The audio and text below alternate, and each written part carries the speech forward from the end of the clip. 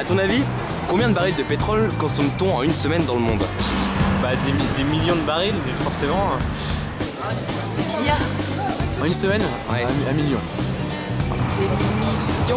Des milliards. Je sais pas. Une centaine de milliers quand même. En fait, on consomme 700 millions de barils en une semaine.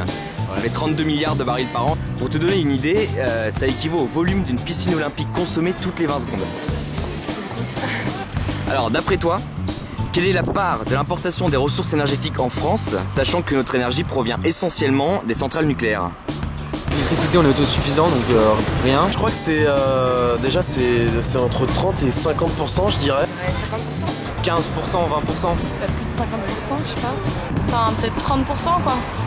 Ouais, alors en fait on importe 90% des d'accord. ressources énergétiques puisque nous devons importer tout l'uranium nécessaire au fonctionnement des centrales nucléaires.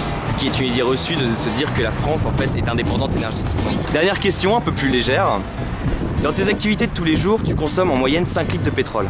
À ton avis, combien de cyclistes devraient rouler pendant 1 heure pour compenser physiquement cette énergie? Un millier? 100. Une dizaine? Une vingtaine? 500. En fait, il faudrait la puissance de 200 cyclistes roulant à 30 km/h pendant 1 heure pour compenser physiquement l'énergie que tu dépenses quotidiennement. Cela te montre à quel point le pétrole est une énergie rentable qui est difficilement remplaçable dans notre société actuelle.